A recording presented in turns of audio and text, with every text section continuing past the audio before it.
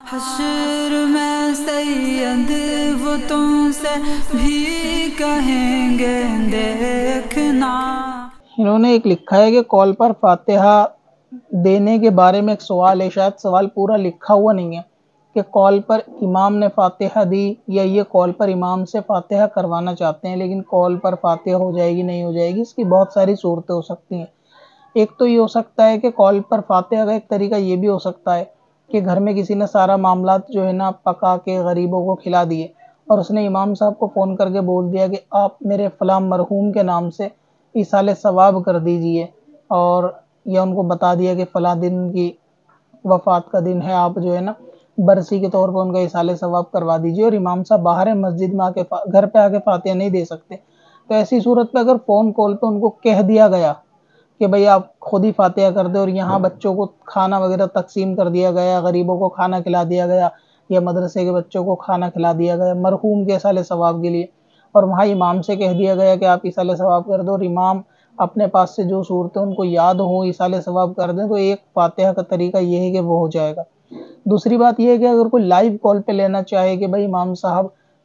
فاتحہ میں موجود نہیں ہیں، لیکن یہ کہ کھانا وغیرہ بچوں کو کھلا دیا گیا سب کو، لیکن لائیو فاتحہ اگر کوئی کرانا چاہتا ہے کہ آپ آ نہیں سکتے دور ہیں، کال پر ہی فاتحہ کر دیں، امام صاحب کال پہ ہی قرآن پاک پڑھ دیں اس کے دل کے اطمینان کے لیے، تاکہ وہ بندہ بھی سن لے، لائیو قرآن پاک پڑھ کے دعا کے اندر بھی شامل ہونا چاہے وہ بندہ دعا میں شامل ہو جائے اور وہ ایصال ثواب کر دے، تو اس میں بھی کوئی شریعت کی رکاوٹ نہیں ہے، تو یہ طریقے میں بھی گنجائش نکل سکتی ہے کہ ایصال ثواب اس طرح بھی ہو جائے گا۔ فاتحہ کا جو دار و مدار ہے یا اس کا جو اصل ہے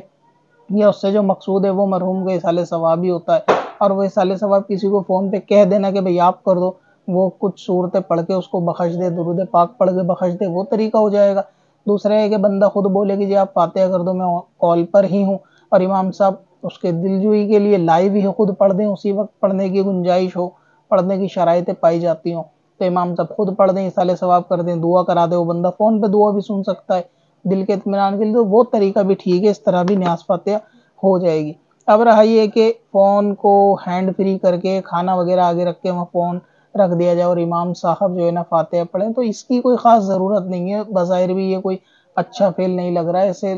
عجیب سا لگ رہا ہے کہ موبائل اگر کھانے کے آگے رکھا جائے اور امام صاحب بولیں، تو بہتر یہ ہے کہ کھانا پھر وہاں نہ رکھا جائے، کھانے کو تقسیم کر دیا جائے